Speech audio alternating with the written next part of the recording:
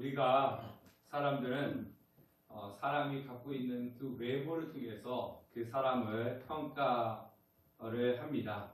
말로는 내면이 중요하다, 그리고 마음가짐이 중요하다, 그렇게 이야기를 하지만 실제로는 그 사람이 가지고 있는 외모적인 것, 얼마나 많이 가졌느냐, 얼마나 적게 가졌느냐, 어떤 지위에 있느냐, 이런 것을 가지고 그 사람을 평가를 합니다. 그래서 많이 가져 있고 지위가 높은 사람은 그 사람이 어떤 사람인지를 보다는 더 존중을 하고, 그리고 가난하고 낮은 지위를 갖고 있는 사람들은 되게 낮추어 보는 그런 삶을 사람들이 살아가고 있습니다.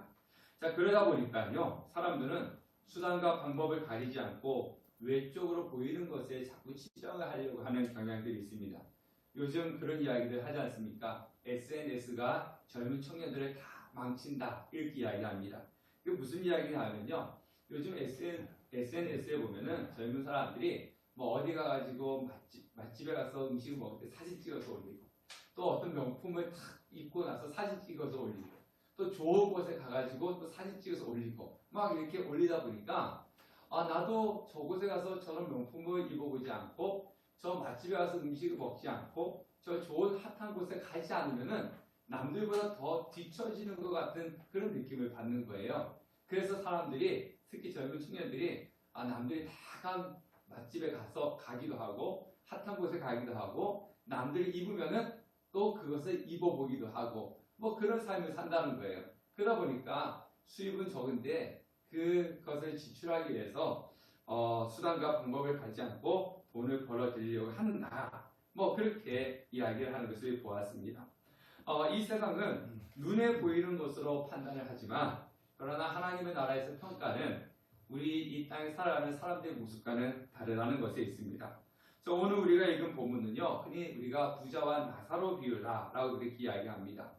자, 앞에서 제가 말씀드렸듯이 사람은 겉의 외모를 가지고 평가한다고 그랬듯이, 유대인들도 부자는 하나님의 축복을 받은 사람이다, 가난하면 하나님의 저주를 받은 사람이다, 이렇게 평가를 했습니다. 그래서 오늘 본문에 보니까 부자가 나오고 있고 거지 나사로가 나오고 있는데, 이 두 사람의 삶은 완전히 하늘과 땅 차이가 있는 것을 볼 수가 있습니다. 자, 19절 말씀을 보면 다 같이 한번 읽겠습니다. 한 부자가 있어 자색 옷과 고운 베옷을 입고 날마다 호화롭게 즐기더라. 자, 부자는 호화로운 삶을 살았습니다. 성경에 보니까 자색 옷이라고 이야기하고 있는데요, 이 자색 옷은 바다에 사는 조개나 새우 같은 것을 염료로 사용해가지고 자주색 만들어서 입는 옷입니다. 그러니까 그만큼 귀하고 고귀한 옷이라고 하는 거죠. 비싼 옷을 입었어요. 그리고 속옷은 고운 베옷을 입었다. 자, 우리가 속옷을 입었을 때, 피부에 닿았을 때 이렇게 부드러운 것이 좋지 않습니까? 까칠까칠한 것보다. 그래서 고운 베옷을 속옷으로 입었다는 거예요. 그러니까 이 옷만 봐도 아주 값비싸고 좋은 옷을 입었다는 것을 알 수가 있습니다. 자, 그리고 성경에 또 보니까 날마다 호화롭게 즐기더라 라고 이야기하고 있는데, 날마다 호화롭게 잔치를 베풀어서, 그리고 수많은 사람들을 모아가지고 늘 흥겹게 지금 살아가고 있는 그 모습을 성경을 통해서 알 수가 있습니다. 자, 부자가요, 좋은 옷을 입고, 그리고 매일같이 잔치를 하는 것, 이것이 잘못됐겠습니까? 잘못된 것은 아닙니다. 그런데 이 부자 뒤에 나오는 사람이 누구냐면 거지 나사로라고 하는 사람이 나옵니다. 그래서 성경에서 부자가 나오고 뒤에 거지 나사로가 나오는 통해서 이 부자가 뭔가 잘못되어 있구나라는 것을 우리가 암시하고 알 수 있다는 것입니다. 자, 20절과 21절 말씀을 읽어보겠습니다. 시작. 그런데 나사로라 이름하는 한 거지가 헌데투성이로 그의 대문 앞에 버려진 채 그 부자의 상에서 떨어지는 것으로 배불리려 하며 심지어 개들이 와서 그 헌데를 핥더라. 자, 이 호화롭게 살아가고 있는 부자와는 대조적으로 나사로라는 거지가 그 부자의 대문에 항상 있었습니다. 나사로는 가난했고요, 그리고 병든 상태였습니다. 헌데투성이다라고 그렇게 얘기했는데, 아마 이것은 피부병이고, 그 피부병이라서 고름이 나는 그런 상당히 비참한 그런 모습이었다는 것을 알 수가 있습니다. 자, 피부병이 하도 심해서 그 피부에서 골병이 나니까 개들이 와서 그것을 핥았습니다. 자, 그 당시에 개들은 우리가 집에서 키우는 그런 애완견이 아닙니다. 여기서 집에서 키우는 그 반려견들 와서 막 이렇게 핥으면은 이 TV에 보니까 막 서로 주인하고 뽀뽀도 하고 막 그러더라고요. 근데 여기서 말하는 개는 들개입니다. 유대인들에게 개는요 부정한 짐승이었어요. 예, 부정한 짐승이니까 사람들이 취급도 하지 않고 돌보지 않는 그런 개들. 근데 이렇게 몰려다니다가 나사로가 누워있으니까 와가지고 그 헌대를 지금 핥고 있는 그런 모습입니다. 자, 그러면요 개가 와서 나의 피부를 핥을 때 보통 사람이면 어떻게 하겠습니까? 쫓아내겠죠. 쫓아내야 되는데 지금 이 나사로는 그 개들이 자기한테 와서 피부를 핥고 있는데도 불구하고 쫓아내지를 못하고 있는 거예요. 그러니까 지금 몸에 피부병만 있는 것이 아니라 심각한 어떤 장애가 있다는 것을 우리가 간접적으로 알 수가 있습니다. 몸을 잘 움직이지 못하는 사람이라는 거죠. 근데 오늘 또 성경에 보니까 이 나사로는 부자의 대문 앞에 버려졌다. 그렇게 이야기를 하고 있습니다. 자, 그러면 누가 버렸을까요? 스스로 자기가 그 앞에 갔겠습니까? 아마 가족이 버렸다든가 친척이 버렸다든가 이웃 사람들이 와가지고 그 나사로를 그 부자의 대문 앞에 버렸을 것입니다. 버린 이유는 뭐냐면 이 스스로 먹고 살 수가 없으니까 부자 집 대문에서 떨어지는 음식이라도 그거라도 먹고 살아라. 그래서 갖다가 거다 버린 것이지 뭔가 할 수 있었다면 버리지 않았을 것입니다. 그러니까 나사로는 부자의 상에서 떨어지는 것으로 배불리를 했던 그런 것이었다는 것입니다. 그런데 부자의 상에서 떨어지는 것이라고 하면 또 이게 말이 맞지 않습니다. 분명히 나사로는 대문 밖에 있는데 이 부자의 상은 어디 있겠습니까? 집 안에 있지 않습니까? 그런데 어떻게 집 안에 떨어지는 것을 상에서 먹을 수가 있겠습니까? 이거는 무슨 얘기냐 하면 잔치에 참석한 손님들이 먹다가 버리고 또 먹다가 버린 것을 개 주듯이 우리가 개한테 휙 던져주듯이 나사로한테 휙 던져주었을 때 나사로가 그것을 먹고 생명을 유지하면서 살았다라는 것입니다. 자, 부자는 집을 드나들 때마다 자기 문 앞에 있는 거지를 보았습니다. 그리고 이 뒤에 이 거지의 이름이 나사로라고 하는 사실도 알았습니다. 자, 그런데 오늘 성경에 보면요, 이 부자가 나사로에게 음식을 갖다 주고 선한 것을 베풀었다라는 그런 말은 없습니다. 또 그렇다고 해가지고 오늘 성경에 보면 이 부자가 이 거지 나사로를 꼴 보기 싫으니까 쫓아내라. 그러면서 막 악을 행한 것도 없어요. 예, 선을 행한 것도 없고 악을 행한 것도 없습니다. 그냥 이거죠. 너는 너고 나는 나다. 너는 그렇게 살아가고 나는 이렇게 살아가는 거야. 너는 그냥 개비 와서 헌대를 하고 부자가 손님들이 던져주는 것을 먹고 사는 거고 나는 호화롭게 잔치를 베푸면서 살아가는 거야. 그렇기 때문에 나는 너에게 잘못한 것이 하나도 없어. 이러면서 지금 부자가 그렇게 생각을 했다는 겁니다. 자, 22절과 23절을 읽어보면 다 같이 읽겠습니다.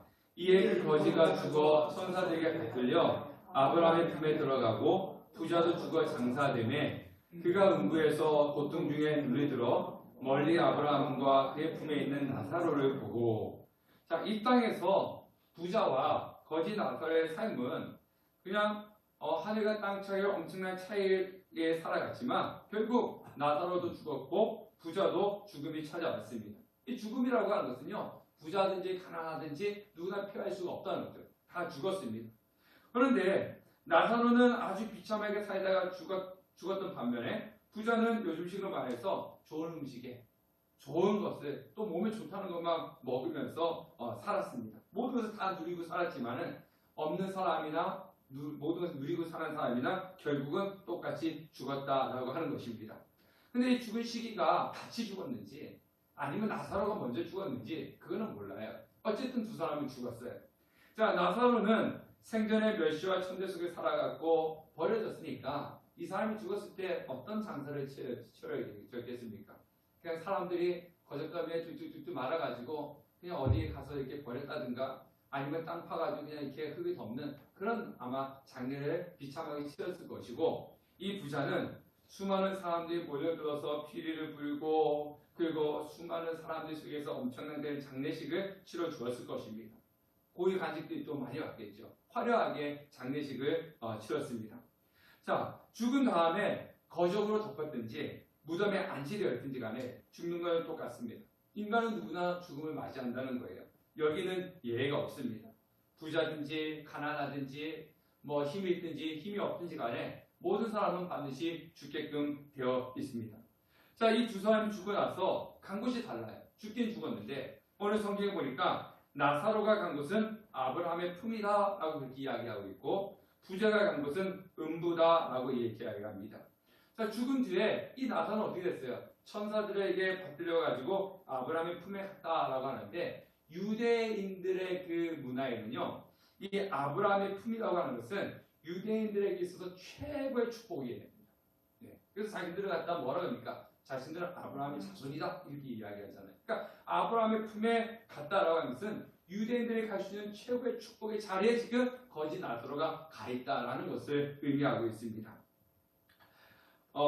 나사로는 이 땅에 살 때 최악의 상황이었는데 그 고통에서 벗어나서 아브라함의 품에서 천국 잔치에 지금 있는 거예요. 반면에 부자는 어디에 있습니까? 예, 부자는 음부에서, 죽은 뒤에 음부에서 굉장한 고통 가운데 지금 놓이게 되었습니다. 자, 근데 성경에 보니까요, 이 나사로는 아브라함 품에 있고 이 부자가 이 음부에서 고통을 받다가 딱 보니까 이 자기 대문 밑에서 구걸을 하고 있던 이 거지 나사로가 아브라함 품에 딱 있는 거예요. 자, 부자와 나사로의 이 운명이 죽음 이후에 뒤바뀌었지 않습니까? 우리는 흔히 그런 이야기 합니다. 죽으면 끝이다. 죽고 나한테 뭐가 있느냐? 죽으면 끝이다. 그렇게 이야기를 하지만 죽음이라고 하는 것은 끝이 아닙니다. 죽음은 새로운 것의 시작입니다. 죽음은 끝이 아니라 새로운 것의 시작의 점이라고 하는 겁니다. 그 사람은요, 일단 죽으면 어떻게 되느냐? 영혼과 육신이 분리가 되는 겁니다. 그래서 이 세상에서의 삶과 다른 삶이 시작이 되는 겁니다. 성경에서 사람은 뭘로 구성되어 있느냐? 육신과 영혼으로 구성되어 있는 겁니다. 지금 우리는 영혼과 육신이 이렇게 함께 있는 거죠. 그 죽음이라고 하는 것은 무엇이냐면은 이 육신과 영혼이 분리되는 겁니다. 그래서 육신은 이 땅에서 썩어서 사라지는 것이고 영혼은 이 다음 세계에 가는 거죠. 그래서 지난 주일에 말씀드렸듯이 예수님께서 진행하시는 이 세상 끝날에 육체와 영이 다시 합쳐져서 부활하여 최후의 심판을 하게 되는 것입니다. 그래서 사도 바울이 뭐라고 했냐면요, 죽음이라는 건 뭐냐? 이 세상을 떠나서 그리스도와 함께 있는 것이 죽음이다. 즉, 이 땅을 떠나서 다른 세계에 가는 것이 죽음이다. 예수 그리스도를 믿는 사람들은 영원히 떠나서 하나님과 함께 있는 것이고, 예수를 믿지 않는 사람들은 오늘 성경에 있는 것처럼 음부에서 고통 가운데 있는 것, 그것이 바로 죽음이다 라고 이야기한 겁니다. 자, 그런데요, 중요한 것은 오늘 성경에는 나사로는 천국 갔어요. 부자는 지옥에 갔습니다. 자, 그러면 왜 나사로는 천국에 가고 부자는 지옥에 갔을까?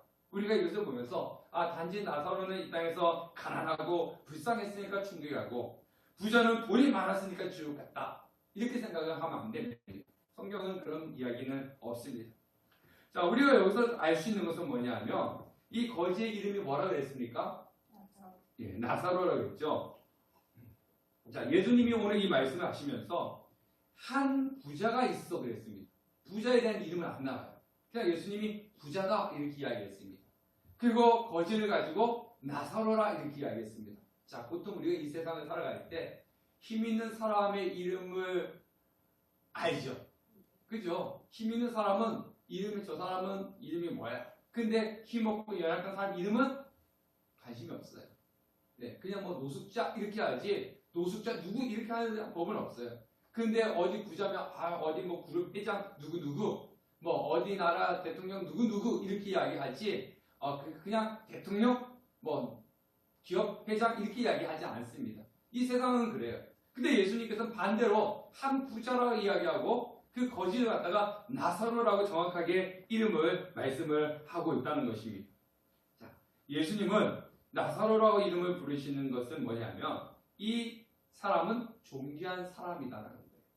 우리가 볼 때는 부자가 존귀하고 거지는 별볼일 없는 사람이지만 예수님께서 무슨 말씀하실 때는 뭐냐면 사람이 존귀하다고 생각하는 부자는 별볼일 없는 거고 별볼일 없다고 생각하는 거지는 나사로 존귀한 사람이다라고 그렇게 말씀을 하고 있다는 겁니다. 자, 나사로라고 하는 이름의 뜻은요, 하나님이 도우신다, 하나님은 나의 도움이다 라고 하는 그런 뜻을 가지고 있습니다.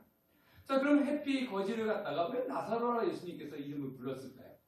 예, 하나님은 하나님이 도우신다라는 그런 이름을 불렀을까요? 다른 이름도 있을 거 아니겠습니까? 왜 예수님께서 하나님의 도움을 받는 사람, 이 거지 나사로다라고 이렇게 이야기했습니까? 이 이름을 통해서 우리가 간접적으로 알 수 있는 것은 뭐냐면 이 거지 나사로는 불쌍했지만 신앙이 있었다는 것을 간접적으로 알 수 있다는 거죠. 왜? 하나님은 나의 도움이십니다. 거기서 정말 아무런 소망도 없잖아요. 그죠? 남이 주는 것을 먹고 살고 개들이 와서 헌대를 피부를 할 때까지 아무것도 할 수 없는 그런 가운데 무슨 소망이 있겠습니까? 오직 그의 소망은 하나님밖에 없다는 거죠. 하나님만이 나의 도움이십니다. 하나님만이 나의 도움이십니다 하는 그런 마음을 가지고 있고 하나님 의지한 채로 살았다라는 것을 우리가 간접적으로 이 이름을 통해서 알 수가 있습니다. 자, 그런 나사로가 하나님을 신뢰해서 천국에 간 반면에 그 부자는 왜 음부지옥에 갔을까요? 아까 이야기했잖아요. 부자가 잘못한 거 없습니다. 그 나사로를 괴롭힌 적도 없어요. 그런데도 불구하고 부자의 죄는 무엇이었을까라는 것입니다. 29절 말씀 보면은 이 부자의 죄를 간접적으로 알 수가 있습니다. 자, 29절 한번 읽어보겠습니다. 시작. 아브라함이 이르되 그들에게 모세와 선지자들이 있으니 그들에게 들을지니라.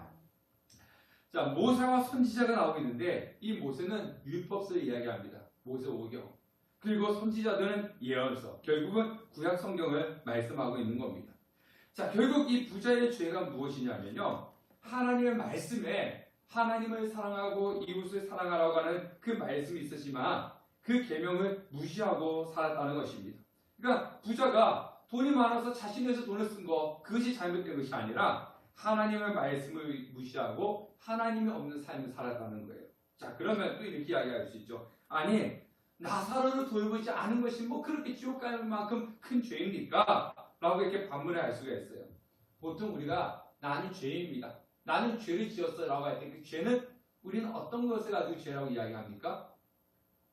대한민국의 헌법에 있는 그것을 범했을 때 우리는 죄라고 그렇게 생각을 합니다. 그래서 살인을 했다든가 아니면 성폭행을 했다든가 아니면 강간했다든가 사기를 쳤다든가 이럴 때 우리는 그 사람을 가지고 뭐라 그럴까? 범죄자다고 그렇게 이야기를 하는 겁니다. 이게 일반적인 생각이에요.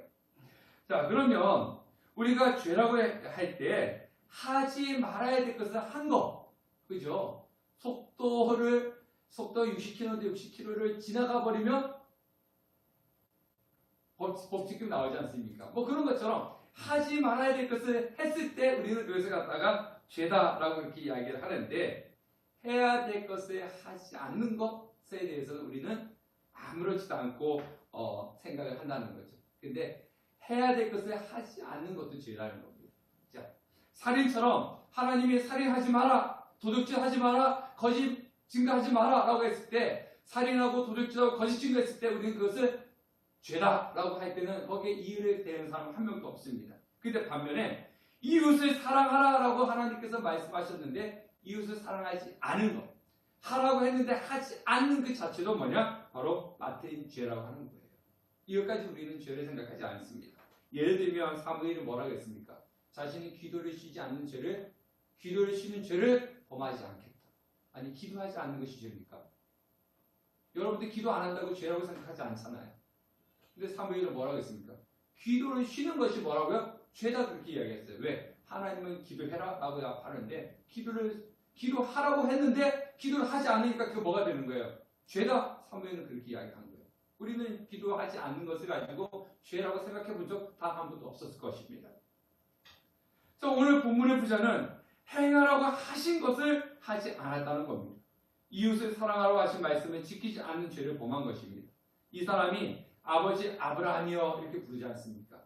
아버지 아브라함이여 불렀다고 하는 것은 유대인이라는 소리예요. 그러니까 하나님을 아는 사람이라는 겁니다. 하나님을 아는 사람임에도 불구하고 하나님의 말씀을 지키지 않으면서 살아갔다는 겁니다. 자, 그러면서 뭐라고 생각했겠습니까? 나는 부자니까 하나님께 축복받은 사람이고 나는 나사로에게 나쁘게 한 것이 없으니까 나는 죄인이 아니야. 이런 식으로 생각을 하면서 살아갔을 것입니다. 결국 부자는 돈이 많아서 지옥 가고 나사로는 너무 불쌍했기 때문에 천국 간 것이 아니고 나사로는 하나님을 신뢰해서 의지했기 때문에 하나님 도우심을 바라면서 산 사람이었기 때문에 하나님과 함께 하나님 나라에 간 거고, 부자는 사는 동안 하나님 없는 삶을 살았기 때문에, 하나님 없는 삶을 살았기 때문에 그는 하나님이 계시지 않는 음부에 내려가게 된 것입니다. 자, 음부에 딱 부자가 내려가서 고통 중에 이 아브라함의 품에 있는 나사로를 보았어요. 그래서 뭐라고 이야기합니까? 자, 24절 다 같이 읽어보겠습니다. 시작. 불러 이르되 아버지 아브라함이여 나를 긍휼히 여기사 나사로를 보내어 그 손가락 끝에 불을 찍어 내 혀를 서늘하게 하소서. 내가 이 불꽃 가운데서 괴로워하나이다. 자, 이 부자가 아브라함에게 요청을 합니다. 무엇을 요청하냐면요, 나사로를 보내서 그 손가락 끝에 물을 찍어가지고 내 혀에 대해서 나 좀 서늘하게 해주십시오. 이렇게 이야기를 합니다. 부탁하는 거죠. 그만큼 음부의 고통이 어떻다는 거죠? 심하다는 거죠. 얼마나 괴로웠으면 손가락 끝에 물을 찍어가지고 내 혀에 대해서 서늘하게 해달라고 이렇게 부탁을 할까요? 자, 그럴 때 아브라함이 이렇게 이야기합니다. 25절 다 같이 읽겠습니다. 아브라함이 이르되 예 너는 살았을 때에 좋은 것을 받았고 나사로는 고난을 받았으니 이것을 기억하라. 이제 그는 여기서 위로를 받고 너는 괴로움을 받느니라. 자, 이 말씀은 또 우리가 오해하기 쉬워요.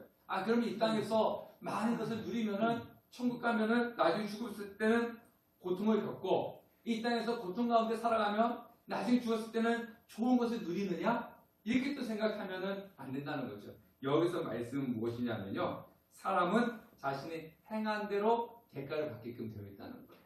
예.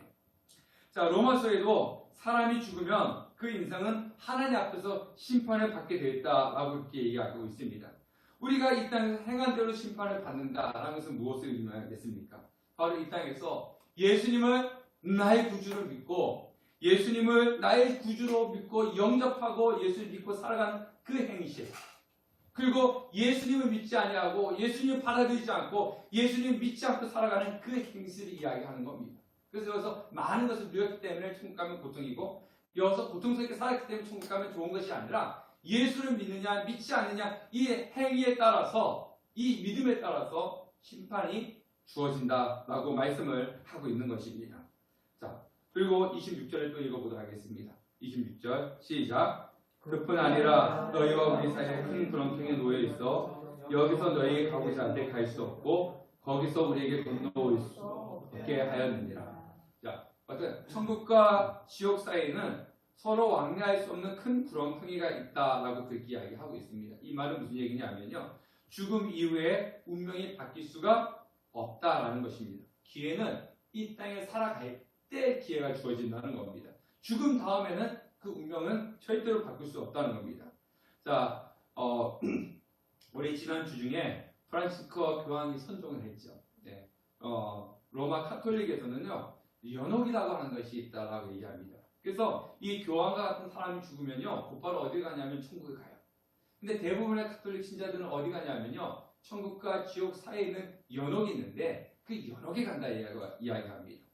그래서 그 연옥은 어떤 곳이냐면은 내가 부족했기 때문에 나를 정화시켜주는, 나를 성숙시켜주는 곳이라고 이야기합니다. 그래서 그곳은 고통의 장소이고 고통의 시간과 정도는 이 땅에서 신앙생활을 얼마큼 했느냐에 따라서 그 연옥에 있는 그 기간이 길 수도 있고 짧아질 수도 있다. 그렇게 이야기합니다.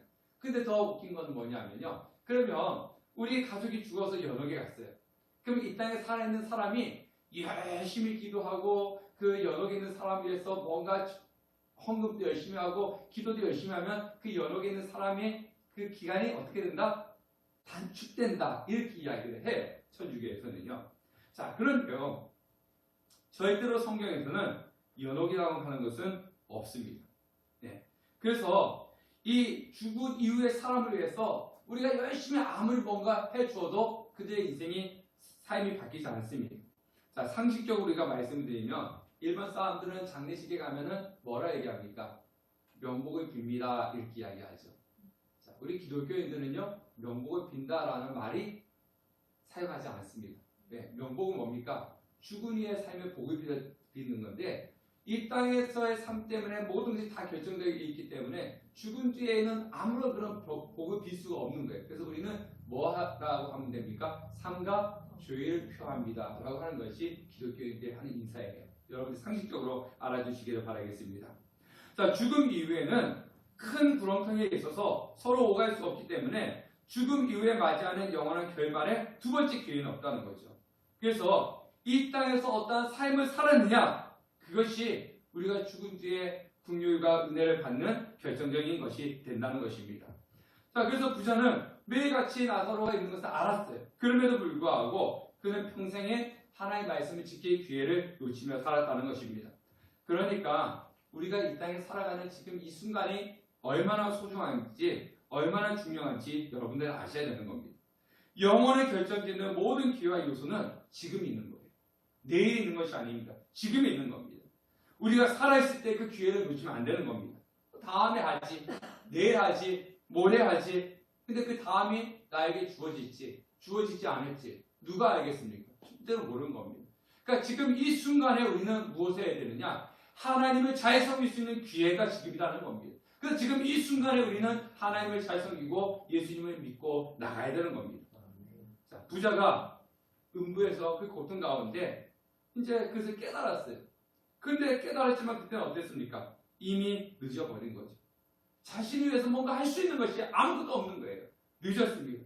그래서 이미 늦은 것을 깨닫고 난 후에 자신을 위해서 구하지 않고 그 살고 있는 형제를 위해서 구합니다. 자, 27절, 28절 읽어보겠습니다. 시작. 이르되 아버지여 구하노니 나사로를 내 아버지 집에 보내소서. 내 형제 5이 있으니 그들에게 증언하게 하여 그들로 이고 이 고통받는 곳에 오지 않게 하소서. 자, 이 부자가 뭐라고 이야기합니까? 그러면 나에게 이것을 할 수가 없으면 그럼 나사로를 다시 보내서 우리 내 형제 5이 있으니까 제발 나처럼 이곳에 오지 않게끔 가서 이야기해 주게 좀 해주십시오. 그렇게 부탁을 합니다. 그러니까 29절과 30절에 또 이렇게 이야기합니다. 읽어보겠습니다. 아브라함이 이르되 그들에게 모세와 선지자를 있으니 그들에게 들을지니라. 이르되 그렇지 아니하니이다. 아버지 아브라함이여 만일 죽은 자에게 그들에게 가진 자가 있으면 회개하리이다. 무슨 얘기입니까? 나사로가 가서 죽었다가 다시 살아나서 이야기를 하면은 그 사람들이 듣지 않겠습니까? 그런 이야기 하는 거예요. 그러니까 31절 마지막 절에 또 뭐라고 했냐면 모세와 선지자들에게 듣지 아니하며 비록 죽은 자 가운데 살아있는 자가 있을지라도 권함을 받지 아니하리라. 이 말은 무슨 얘기냐면 살아있는 사람이 전하는 하나님의 말씀을 듣지 않으면 죽은 자가 살아서 전해도 듣지 않는 것이 인간이다 라는 거예요. 자, 보세요.